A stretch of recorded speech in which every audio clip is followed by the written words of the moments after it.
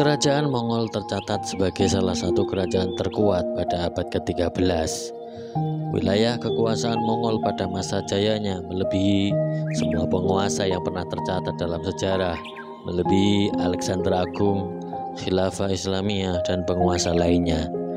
Mendengar namanya saja, negara-negara yang akan diserbu pasukan Mongol langsung bergetar. Beberapa kerajaan langsung menyerah pada kerajaan Mongol atau dikalahkan pada hari pertama kedatangan pasukan Mongol. Wilayah kerajaan Mongol meliputi Rusia, Asia Tengah, Cina, Manchuria, Irak, Persia, Polandia, Tibet, dan Asia Tenggara. Kemampuan berperang dan bela diri pasukan Mongol juga di atas rata-rata. Keberanian atau lebih tepatnya kenekatan dan keberingasan tentara Mongol sudah terkenal di mana-mana. Kalau ada bangsa yang lebih nekat dari bangsa Mongol, mungkin cuma raja dari Jawa, Kertanegara, yang memimpin kerajaan Singosari selama 24 tahun. Bayangkan saja, bukannya berusaha mengambil hati Kaisar Kubilai Khan yang sangat berkuasa dan ditakuti dunia saat itu, Kertanegara memilih menantangnya dengan cara yang sangat berani.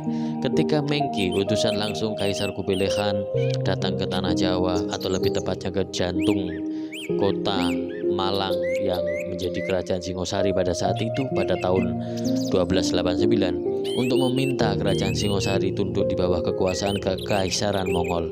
Bukannya menyatakan tunduk pada sang kaisar Mongol, sang raja Jawa tersebut justru memotong kuping utusan Mongol itu dan menyuruhnya pulang sambil berkata, "Bilang sama rajamu, Singosari tak sudi dijajah Cina."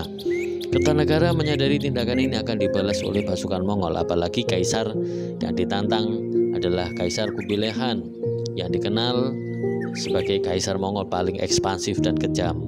Tapi tindakan Kertanegara bukan tanpa perhitungan. Sejak lama dia tahu cepat atau lambat akan berhadapan dengan Mongol.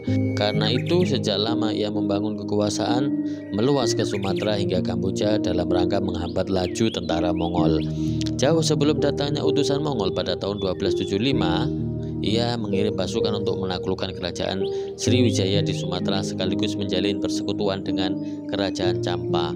Ekspedisi pengiriman pasukan itu dikenal dengan nama Pemalayu. Kertanegara berhasil memperluas pengaruhnya di Campa melalui perkawinan antara adik perempuannya dengan Raja Campa.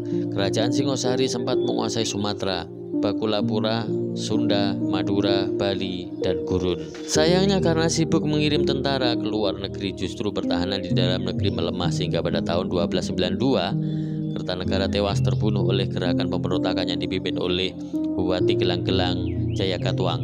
Jayakatwang sendiri sebenarnya adalah sepupu sekaligus ipar sekaligus besan dari Kertanegara. Hanya saja ia mempunyai dendam turun-temurun karena di masa lalu kerajaan yang didirikan keluarganya direbut oleh keluarga Kertanegara. Setelah melihat titik lemah Kertanegara yang kekurangan tentara, Jayakatwang memutuskan untuk menyerang dan mengambil alih kerajaan. Sang Raja Kediri tahu bahwa dengan merebut kekuasaan Singosari ia mewarisi seluruh kekuasaannya. Hanya saja ia tidak menduga bahwa ia juga mewarisi musuh Kertanegara, yaitu Kubilai Khan. Selain itu ada satu bangsawan Singosari yang luput dari serangan Jayakatwang, yaitu Raden Wijaya, menantu Kertanegara. Raden Wijaya juga memendam dendam karena Singosari direbut oleh Jayakatwang. Pada tahun 1293, pasukan Mongol datang untuk menyerang Jawa dengan tujuan menghancurkan kerajaan Singosari dan menghukum Kertanegara yang dulu memotong telinga utusan Mongol. Pasukan Mongol tidak tahu tanah Jawa sudah dipimpin oleh Jayakatwang yang membunuh Kertanegara. Ketidaktahuan Mongol ini dimanfaatkan oleh Raden Wijaya, menantu Kertanegara yang dendam kepada Jayakatwang. Raden Wijaya membantu pasukan Mongol menyerang Jayakatwang di Kediri. Bahkan Raden Wijaya memberikan peta arah perjalanan menuju pusat kekuasaan. Ia juga memberikan peta ibu kota dan membahas strategi perang bersama pasukan Mongol. Singkat cerita, Jayakatwang berhasil dikalahkan oleh aliansi kerajaan-kerajaan Jawa dengan Mongol. Setelah menang perang, pasukan Mongol berpesta pora dan mabuk merayakan kemenangan mereka.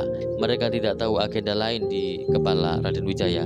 Saat mereka lengah, mabuk, dan lelah, pasukan Mongol diperangi habis-habisan oleh pasukan Raden Wijaya, sehingga mereka kalah karena sangat tidak menyangka serangan ini. Sebagian pasukan yang tersisa melarikan diri kembali ke Mongol, sedangkan sisanya menyerah atau dihabisi. Pasukan Mongol yang pulang dihukum dan tidak ada lagi serangan Mongol ke bumi Nusantara. Sedangkan yang menyerah dan menyatakan setia kepada kerajaan Majapahit dibiarkan hidup sebagai penduduk Jawa.